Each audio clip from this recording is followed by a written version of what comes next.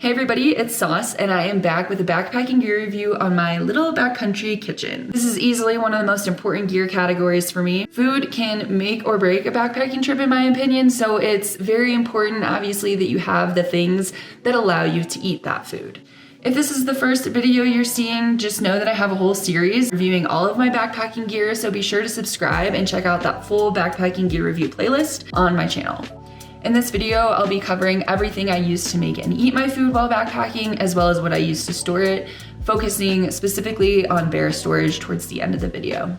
First up is my backpacking stove, which is new to me this year. This spring, I switched to the Soto windmaster after having a few other stoves break on me, and I've been very happy with it. Shout out to the people who recommended it after watching my last gear video. I specifically asked for stove recommendations, and the overwhelming majority recommended the Soto windmaster, and it's been working great for me so far. It's really light at just 3.1 ounces. You can make it even lighter by ordering the Triflex pot support. Right now I have the regular one that comes with it, which has the 4 supports. You can see 1, 2, 3, 4. But again, you can save like almost an entire ounce by ordering the Triflex. It doesn't really make me nervous to do the Triflex. That's how my old stove was just a 3-prong support, and I never really had any issues as long as I was careful. So I will eventually be upgrading to that. Something else I really like about this stove is that it has a built-in starter. It's not a feature that I've ever had on my stoves before, besides when I've like borrowed or temporarily used a Jetboil, and although I still carry a lighter, it's really nice to have that. It's pretty convenient and I find it to work really well. This stove doesn't have a windscreen, but I do find it lives up to its name and does really well in the wind, and I'm able to get things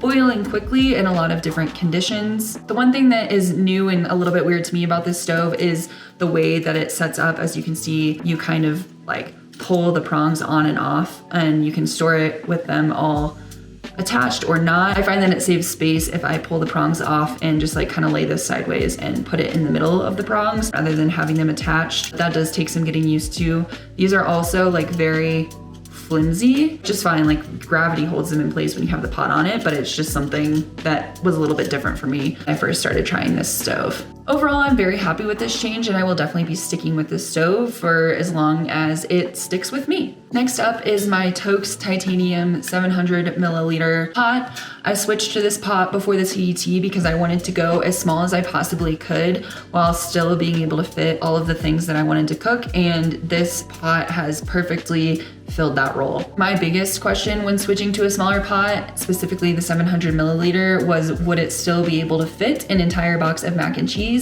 And I can confirm that yes, it does fit an entire box of mac and cheese. I won't deny that an entire box is a tight fit and boiling sort of becomes an art, but it is absolutely possible. I do like the more squat version, like what I have, over the tall 700 milliliter pots because I think it makes it easier to cook and eat out of. Having the size also means that you can store a fuel canister in it, whereas of course the skinnier and taller ones are not going to be able to fit that, and then that sort of makes your pack get a little bit more bulky. You can fit a large canister in here, but it doesn't fit perfectly. Like the lid isn't going to go down all the way it does with a small fuel canister, but it's still better, I think, than having the fuel can kind of loose in your pack. Other than that, it's a pretty standard titanium pot. It's 3.2 ounces, and I think the only reason I'd replace it is if I got something with like different features like a Vargo bot or something like that. Next up is my favorite utensil, the long handle spork. I like having a long handle spork specifically because it works a lot better for any kind of eating situation. They're really handy if you like to pack those freeze-dried backcountry meals. Getting in there with a regular spork, you end up getting your hands all up in there as well, where the long handle you can kind of reach the last bits of your food without sticking your nasty hands in the bag too. I also think that you either are a spork person or you're not, and personally I am a spork person. I find the prongs helpful for like stabbing the last bit of tuna out of the packet in different situations like that. If you're one of those people who just likes to have spoons, that's fine, you do you, but personally I like having a spork. My water filter, the Sawyer Squeeze, is another piece of gear that has remained constant throughout my backpacking career to date. I've tried a few other filters, but I'm still a homer for the Sawyer. When treated properly, these filters can last a really long time, and you shouldn't have to replace them unless you accidentally let them freeze. If you do find that your Sawyer flow is a bit slow and that might be prompting you to want to replace, I definitely recommend checking out their blog for several different cleaning methods that have worked wonders for me in addition to routine back flushing. Personally, I soaked mine in vinegar on the CDT and it made a huge difference in flow rate. Something with calcium buildup in the filter, the vinegar just totally breaks that down and it was flowing like it was brand new again. Another tip that I like to share about carrying a sawyer is picking up one of their little blue ring coupling tools in addition to the plunger. The little coupling tools are super cheap and super light and come in really clutch if you ever have access to like a hose while you're in town. You just attach the little coupler to the hose and then your sawyer to that, and you can back flush really easily and quickly using the water pressure from the hose. Another thing that helps if you're going to do that method is periodically pulling the sawyer off and tapping it to loosen up the dirt on the inside and then reattaching it and continuing to back flush it. And that is such a low maintenance way to back flush your filter. Another essential piece of your backcountry kitchen, in my opinion, is your food storage. Especially in bear country, you want to make sure that you can keep your food away from animals to keep them safe and to keep you safe and to make sure you are not hiking out with a very empty stomach. This year I made 2 crucial upgrades in the food storage department, and that was getting an Ursack as well as an aluminum liner.